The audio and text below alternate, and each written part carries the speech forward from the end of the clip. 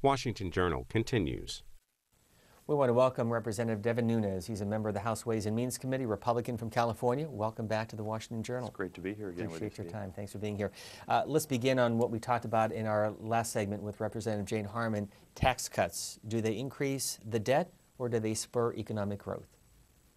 Well, I think that they increase the debt if you let them expire at the end of the year. We're going to have a huge, the largest tax increase in American history. And so what impact will that have on the debt and the deficit? I think it's going to grow the deficit. Why? If they expire, because it's going to throw the economy into a tailspin.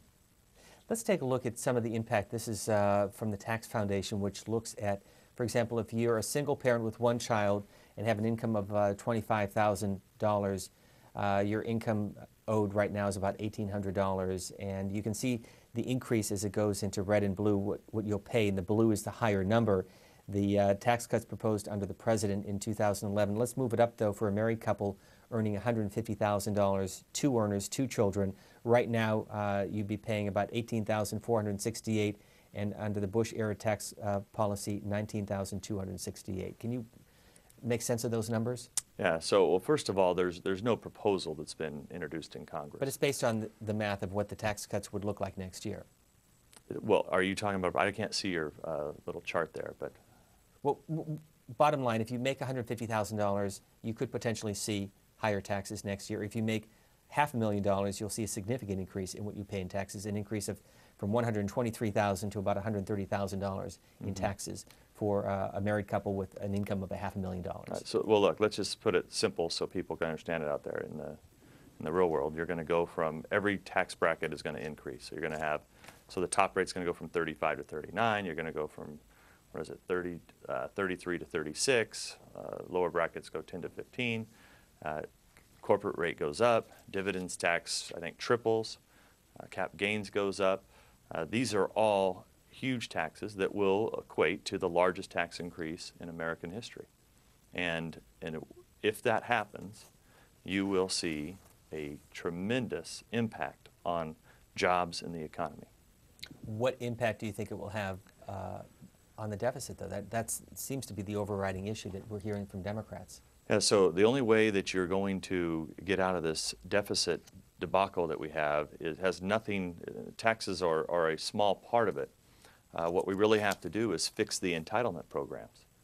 So including health care, which a lot of people don't have the appetite right now because they feel that, I think most Americans feel that health care was just overhauled.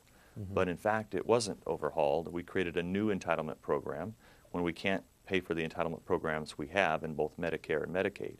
And so now with the Obamacare health care plan, these entitlement programs are spiraling out of control. So if you look at the deficit, the year-to-year deficit, it continues to go up, and that does not include fixing Medicare and Medicaid and paying for this new Obama health care plan. That you can't also have to look at Social Security, which is bankrupting the country. And so you have, there's about $13 trillion in debt today that we have, roughly. But that is the debt that the Congress actually looks at. It doesn't include the debt that the Congress is ignoring, which is at least $60 trillion in unfunded liabilities for health care and Social Security. And if you don't fix those programs and have a complete overhaul of the tax code, you're setting up this country for a complete train wreck. You weren't here back in 2001 when the first Bush tax cuts were signed into law, but do you think that the way it was set up was fair and equitable? It was the only way that they could get it done. I mean, look, it led to a great era of prosperity until 2008. So if you look at what happened in 01 and 03, we lowered tax rates. Lowering tax rates is good. It's not what I would have done. I mean, I think we should go a step farther. I mean, really what we should be doing now is not even talking about extending the Bush tax cuts. We should be talking about going beyond what the Bush tax cuts did and really reform the tax code. So some of the proposals that are out there that I support and many Republicans support include like a flat tax. So if you look at, you'd pay 10% on the low earners, 25% on the high earners, two rates. That's it. Get rid of all the other taxes, go to just a business consumption tax. So you get rid of the capital gains tax, get rid of the corporate tax, get rid of the dividends tax, and simplify these marginal rates. if you want to grow the economy, that's what you have to do. Where would you set the bar for low income, not low income, Roughly $100,000. So under 100,000, pay 10%. Over 100,000, pay 25. There's a lot of proposals out there. I'm not married to one proposal or the other, but the Bush cuts didn't even do enough of what we have to do to be competitive in the global marketplace. So right now we have the second highest corporate tax rate. This is why corporations are not only fleeing my home state of California, but they're fleeing the United States of America. And they're going to foreign countries where they have less taxes, less regulation. I mean, this is something that we just continue to ignore. And meanwhile, you look at every country around the world is doing these bilateral trade agreements. I mean, despite what's being talked about, the president says he wants to move the South Korean Free Trade Agreement. It's stalled. The South Korean Free Trade Agreement has a huge impact for the state of California. I mean, you're talking about, talking to a guy who has 20% unemployment virtually, a state that has lost the most jobs. And we have a South Korean Free Trade Agreement with the Speaker of the House from California, most of the top leaders from California, who refused to move a trade agreement that would impact agriculture, that would impact all of Silicon Valley, that would impact all the biggest firms in California. And it's not just for California, it's all over the country that this would have an impact for that would be positive. And meanwhile, we do nothing. And other countries like China and the European Union are making bilateral agreements all over the world. Our guest is from California's 21st Congressional District, Devin Nunes. His district includes the San Joaquin Valley, now in his 4th term in the U.S. House of Representatives, a member of the House Ways and Means Committee. We'll get to your calls in just a moment. You can also send us a comment via email, journal@cspan.org, and the conversation on our Twitter page is twitter.com/cspanwj. There is the $13 trillion debt and a projected $1.4 trillion deficit for this year. How do you reduce that? Well, you have to, it goes back to what I said earlier, you have to reform the entitlement programs. Mm-hmm. So, which means you have to go and reform health care. So can you do that? Can you reduce spending? Can you continue with tax cuts and still bring down the debt? Absolutely. I mean, we have a plan that does it. I mean, you can completely reform the health care system, Social Security, and the tax code and balance the budget long term. Should the retirement age increase? Well, you can increase the retirement age, but that doesn't do anything. I mean, it buys you a little bit of time. What you really have to do is you have to change the whole way that Social Security works. So one of the ideas is that people have is you can take anyone 55 and over and keep them on the old plan. 55 and under can go on a new plan, market-driven, where people have the ability to, similar to what members of Congress have and federal employees have, where they have their own program that they can be a part of and they can put their own money into. And if you have a certain income level, should your Social Security benefits be reduced as a way to save money for those who might have bought into the system, but also have other sources of income? Yeah, so like I was saying is right now, if we act now, so the longer we wait, it gets harder to fix.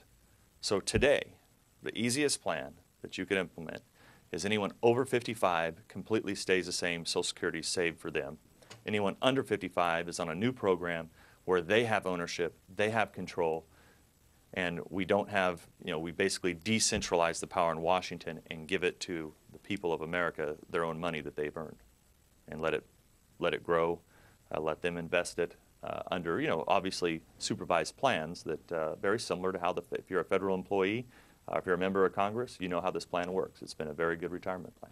And I just want to follow up on something briefly that you said earlier, the unemployment rate in your district. It is at 20%, or are there pockets where it's 20%? Well, there's pockets where we have communities where they're 40%.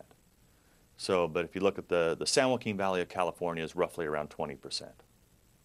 Okay, if you calculate in the people that aren't working any longer. So the San Joaquin Valley is, a lot of people don't realize, but when I say I'm from California, they say, well, are you from Los Angeles, Hollywood, or are you from San Francisco? And the answer is, California's a country, really, in and of itself. And so I'm in the middle of the state. It's the largest agricultural region in the world. And basically, between the state and federal regulations, they're hollowing out the entire economy there. So we've just seen our unemployment creep up and up and up to the point where now it's complete disaster. Do you blame, in part, your Republican governor, Arnold Schwarzenegger? Well, he hasn't done anything to fix it. But really what you have to look at is you have to look at 30, 40 years of really left-wing policies that have been slowly implemented over time. And it's really gotten bad when you put some of the federal regulations over the top of it. So if you do anything with your hands, build things, make things, grow things, like the timber industry in California has been virtually completely wiped out. So we've had, I think, 70-some sawmills that have closed. Because of the air regulations, emissions standards in California, most of the trucking industries have moved out of the state. So the trucks are still on the road, but they're paying taxes in another state. And then if you look at agriculture, where they're basically cutting off water, not only to farmers, but they're cutting it off to all of Los Angeles and San Diego, where we have the infrastructure in place, it's there, but they've cut the water off, and we have hundreds of thousands of acres of farmland out of production. This year is better than last year because we've had pretty good rainfall, above average rainfall, but you know, this is a situation out in California that is really desperate. And people in Washington and Sacramento have got to take real actions if we're going to improve the economy in California. Because as California goes, so goes the rest of the country. And neighboring Nevada has an unemployment rate, official unemployment rate of 14.1%. Mm-hmm. We'll get to your calls. Joe joining us from Carlisle, Pennsylvania with Representative Devin Nunes, Republican from Central California. Go ahead, please. Good morning, Representative. Joe, you with us? You're talking about Try one more time. I can hear him. Okay, go ahead. Yeah. You're talking about the Bush tax cuts, and you're saying that allowing them to expire will be a tax increase. I have two questions. Weren't the Bush tax cuts a Republican-sponsored initiative, number one? And number two, why in the world were they formulated as a plan to expire in 2010? There had to be some underlying reason for that, and I'd like to know what it was. I'll throw in a third quick question. What did Bush mean when he talked about his base as being the haves and the have-nots? Well, I don't remember the last question. I don't remember the quote that you took from President Bush. I can't speak for him. But what I can say is the reason that they expire in 2010 is because in 2001 and 2003, they were unable to secure 60 votes in the Senate. And you may remember that it always takes 60 votes in the Senate in order to pass something, and they were never able to get that and make it 60 votes to make it permanent. And so they were only able to get 10 years, and so they all expire in 2010. That's essentially what happened. When you look, this is the tax cuts are not even don't even go far enough. I mean, we really need to be doing something more bold in this country, which is why I started out with saying that just to extend the Bush tax cuts is not enough. I think we have to revamp the entire tax code, go to a rate where you pay 10% and 25%, some type of flat tax, simplify business consumption tax, and get rid of most of the taxes on business. Because that's how we're going to create jobs, is by eliminating taxes on individuals and business and make the government run more efficiently. And the viewer from our Twitter page saying that the caller misquoted former President Bush, and he did so, by the way, at one of these Washington dinners. He said his base was the haves and have some more. So that's what I think what the caller was referring to. Len is joining us. Shelby Township, Michigan. Good morning, Republican line. Yes, good morning, gentlemen, and good morning, America.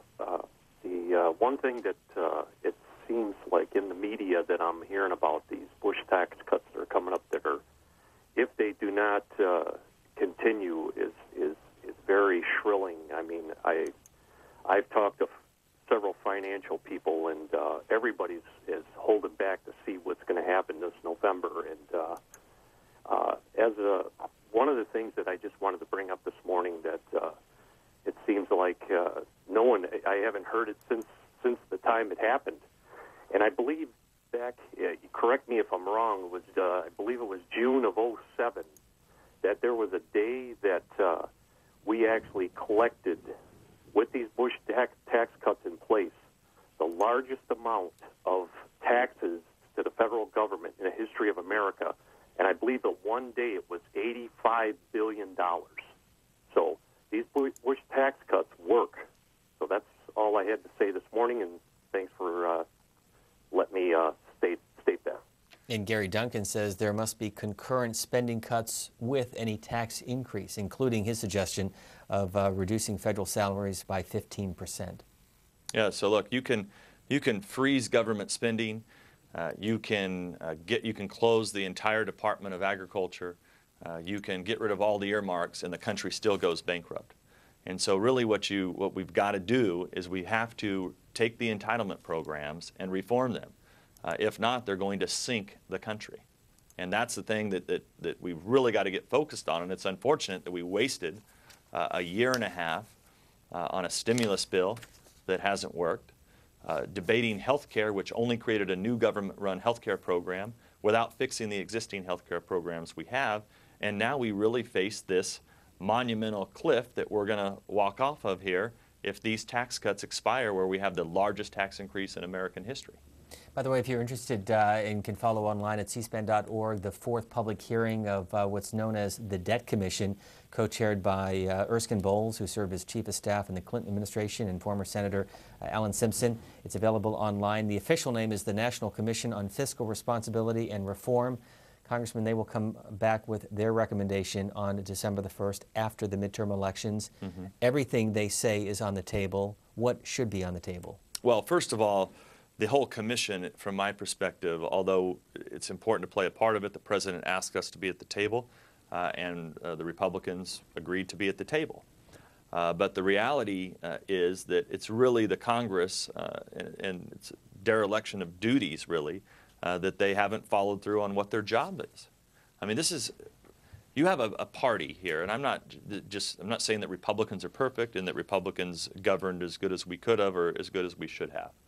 But you have a super majority in the House of Representatives, almost 250 some votes last time I checked. It only takes 218 votes to pass a bill.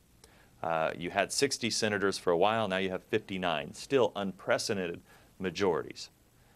And now, why do you have to have a commission? I mean, this is a party, you have a Democratic president, a heavily Democratic-controlled Senate, a Democratic-dominated House of Representatives. You can pass whatever you want. But to be fair, the Republican Party and George W. Bush had a budget surplus, and you saw that change in the 6 years that the Republicans had control of the House and the White House. Sure, I don't disagree with that, and that happened.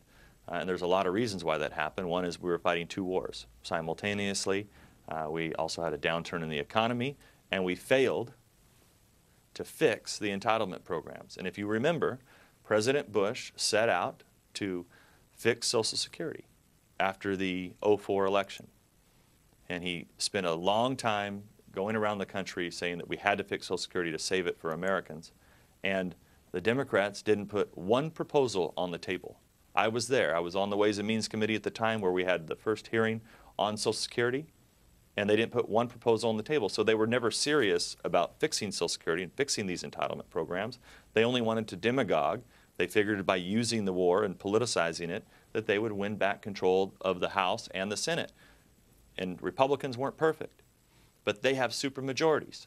And now they've taken, in 4 years, they've tripled the debt or deficit, doubled the debt in 4 years of control by the Democrats. So, like I said, we're long past playing the pointing fingers at people. But to put together a commission with people who are not even elected is really a poor showing on a Democratic-controlled House and Senate, where for the first time in history, we have no budget passing the House of Representatives. No budget. I'm on the Budget Committee. We've had hearings, but we never mark up a budget. Now, how can you run a government when you can't even pass a budget and you have 250-some votes? Something's wrong. Devin Nunes represents California's Central Valley, Republican from that state. Judy joining us on the Democrats line, Falls Church, Virginia. Welcome to the conversation. Good morning. Thank you. Good morning. Representative Nunes, you seem like such a nice person, but I'm going to have to be a little mean here, I'm afraid. Okay. Well, that's all right. I'm 72. I've worked since I was 14. I still work part-time, and Social Security is taken out of my check. Now, I consider that that's my money, the Social Security. It's my money that I'm receiving back because I've paid into it all these years. And I think it's a little shameless to blame Social Security and say it's ruining our country. There are many, many other things that came in during that 8-year Republican rule that have contributed deeply to the ruination of this country. So I think also that old people are not going to let you get away with this. I know we look like a group that can be downtrodden, but honest, we're not.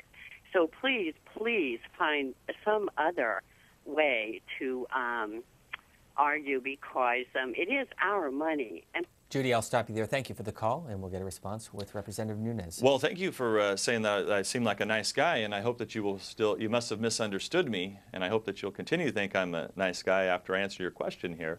But I never proposed doing anything with your Social Security. In fact, the proposal that we have out on the table is, in fact, that anyone that's over the age of 55, we will save Social Security. And that's what we're trying to do, is we're trying to save Social Security, save Medicare, save Medicaid, and really save the entire healthcare system.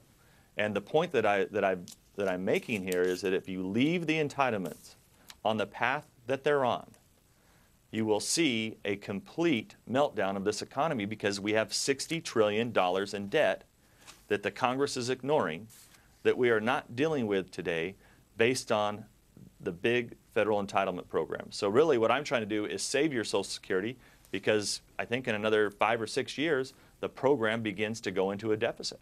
What Treasury Secretary Tim Geithner said on Sunday on NBC's Meet the Press is for those families earning $250,000 or less, the Bush tax cuts would remain in place.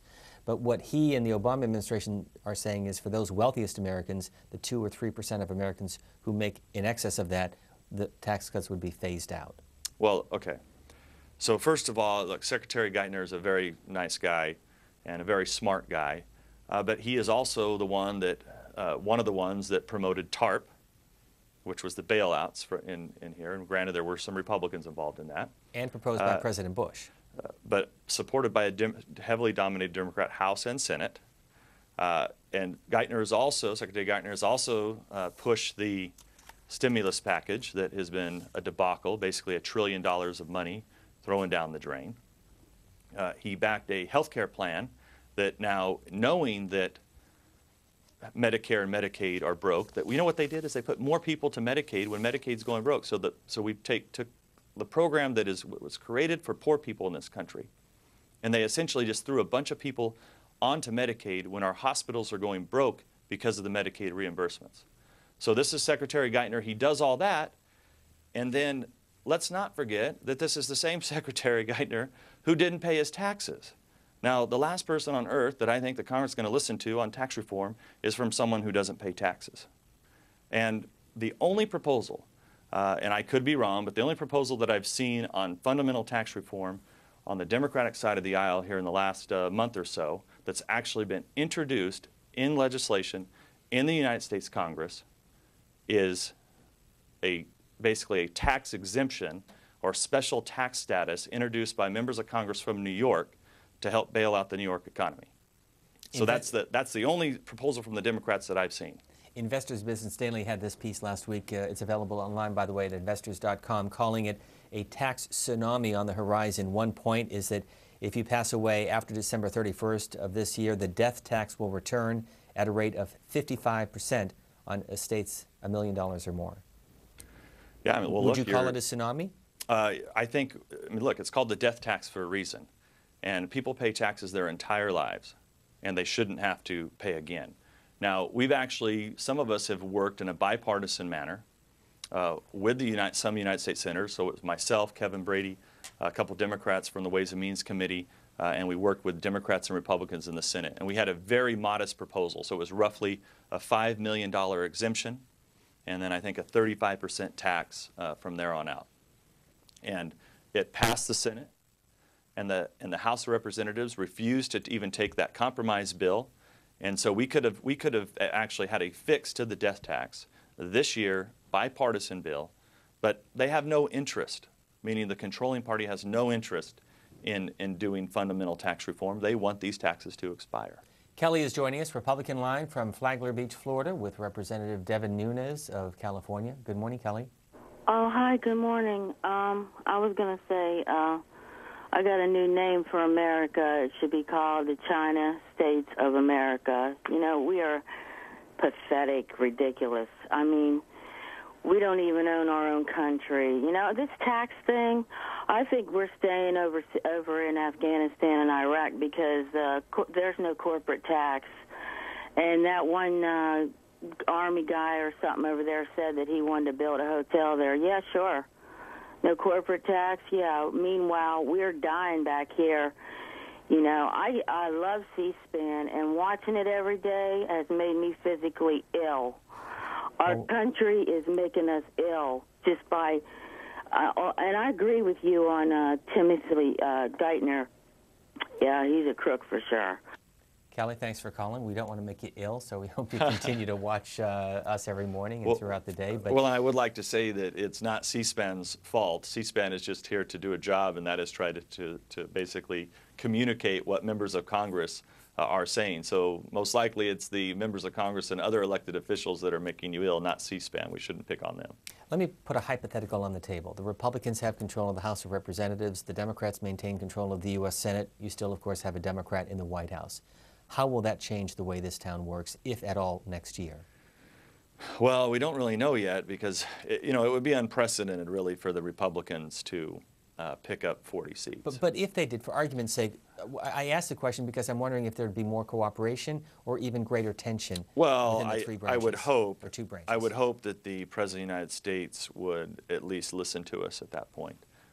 There's been lots of rhetoric, but really he's never even tried to work with us. The President came in with really a lot of support, and the American people were behind him. And I think even Republicans like myself thought, we hope that the President's going to bring us all together. And he had a great opportunity on the stimulus bill, where he could have brought, the United States senators on the Republican side wanted to vote for something. And I think there was a lot of House members that wanted to vote for something.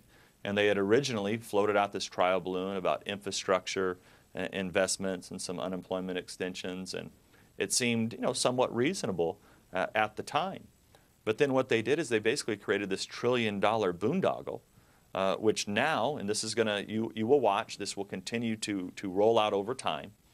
I think you're going to see complete corruption at every level based on programs that have been, money that is being given out all over the country with no strings attached to it, with no real process to follow in some cases. And if we begin to follow this money trail, I think it's going to get really ugly. If you just look at these investments that are being made in these so-called green jobs, we don't know that there's this, we're actually giving money to people who I can't even find out who we're giving money to. As a member of Congress, I can't figure out where the money's going. And you're talking about hundreds of millions of dollars.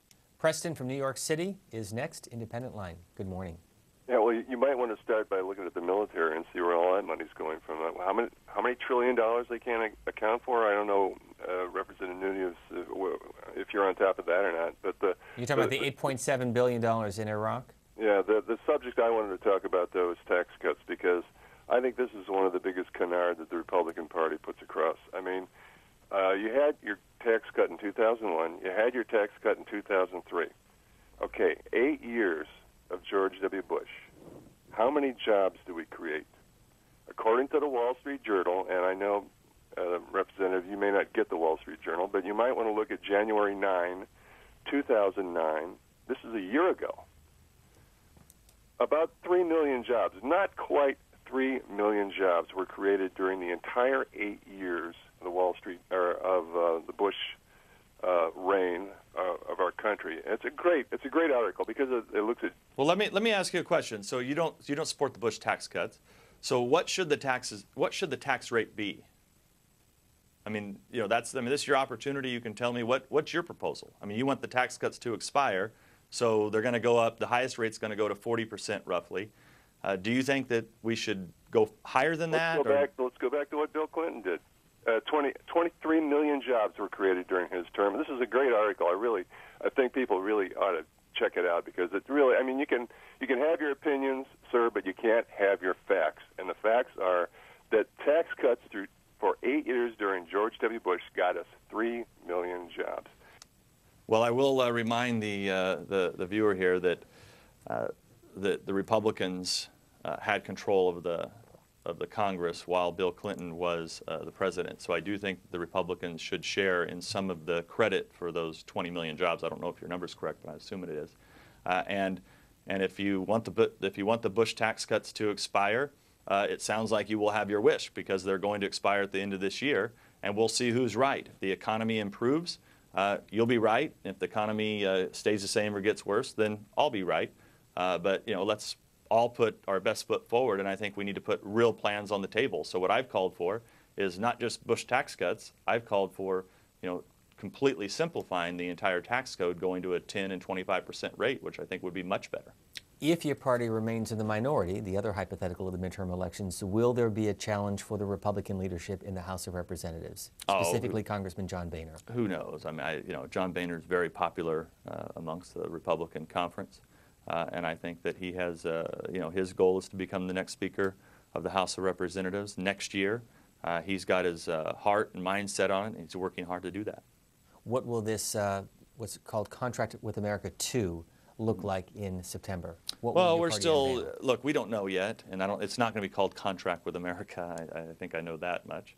But look, we're out listening to folks right now, which I think is a novel concept. We're using new and upcoming emerging technology to reach out to the American people, and that's one of the things that President Obama was very good at in his campaign for the President of the United States, and we've tried to basically adopt some of those ideas so that we can listen better to the American people, so that we don't seem as aloof or out of touch as the President and his allies would like to make us out to be.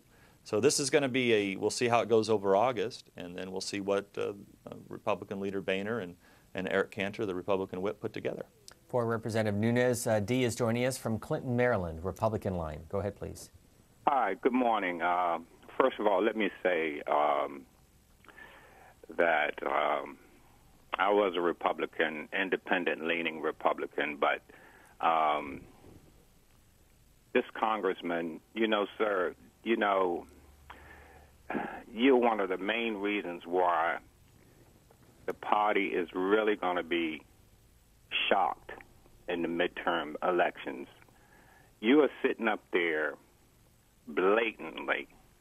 I'm not going to call you a liar, sir, but you're sitting up there blatantly misleading the American people. I talk to a lot of voters that feel the same as I do. And caller, just to be clear, you're not misleading us. You are a registered Republican? Yes, I am. And I've switched my party affiliation because of what has been going on for the last year and a half. What about that sentiment? Well, look, I think every American is entitled to his or her own opinion. There's 435 members of Congress, and we are all beholden to our constituents. The good thing, if you're from Maryland and you don't like Republicans, you're in great hands, because the Democrats control every seat in the state of Maryland, and they control in the House of Representatives, and also the 2 United States senators are in the Democratic Party. So you should be in good shape. You should like what they're doing. Question from this viewer: if the Bush tax cuts expire, won't anyone who sells a home pay a higher capital gains tax, and earnings on retirement accounts will be taxed higher? Well, it depends on, some of it depends on how long you've owned your home. So I think if you've owned your home for more than 2 years, and I think up to $500,000, you won't be. If it's over that, then you will. And it's different in all different states depending on your capital gains rate. But look, all the taxes are going to go up. So it's not just corporate tax, capital gains tax, dividends tax, death tax returns. Every individual marginal rate tax goes up. Something else that's been talked about. Let's assume that you're going to retire and you have $500,000 in your 401 account. Mm-hmm. You've already paid taxes on that. You put that in an investment. You're taxed then on the interest. Could there be another tax on that money? Is that a source of revenue that the Congress could be looking at? Well, some of that is taxed today already, and that's why I believe we need to reform Social Security and save Social Security, the system that we have now, because we need to set up a program by which, if you've already paid taxes once, and this is similar to like the Roth IRAs, they really should be expanded, and that's kind of that's one of the practical ways that I think that's out there for the American people to take their money, put it into an account, and let it grow tax-free, and then hopefully we would get to a point where we wouldn't be taxing that. Joe has this comment that if raising taxes creates jobs, then why don't we make the taxes 98% and have all the jobs we need? Why not 100%? Well, that's why I asked the caller that wanted to raise taxes. I asked him what he thought the proper rate would be. Paul is joining us from Cape Cod in Massachusetts on the Democrats line. Good morning. Hello. I have a question, a couple of questions and a comment. For one thing, this guy is calling it a death tax. I don't think Sam Walton is paying his taxes there. And also, he was a great man, Sam Walton, and his heirs ruined Walmart. They cut wages, benefits, and and they destroyed the unions. Well, Paul, let me jump in on your earlier point, because the issue of a death tax is as I understand it, a one-time tax on your estate. Is that correct? Mm-hmm. State tax, like it is. And also, I agree that Bush created jobs, millions of jobs, all in other countries, and they want to cut taxes, but how are they going to raise the revenue? Yeah, so it goes back to it doesn't really matter what the tax rate is at this point, because without really reforming the tax code and without reforming Medicare, Medicaid, the new government-run health care program, and Social Security, the country's going to go bankrupt. And so, and that's really the sad part here, is the problems are so big that really the Congress that has supermajorities on the Democratic side of the aisle is dilly-dallying while the country goes down the tubes. So what's going to happen? Look, we have to see what happens in the midterm elections, but I think we are, I go back to my constituents, go back to my district, where we have an economy that is spiraling out of control because of the federal government has made it so hard to conduct business, and the state government has made it so hard to conduct business and create jobs and grow the economy, that you're really seeing what I think is possibly the future of the United States if the federal government, you're seeing the future take place in real time in my district of what's going to happen to the rest of the United States if we don't do something here in this Capitol to stop the madness. Representative Devin Nunes, Republican from California, thanks for joining us again here on C-SPAN. Always a pleasure. Please come back again. Thank you.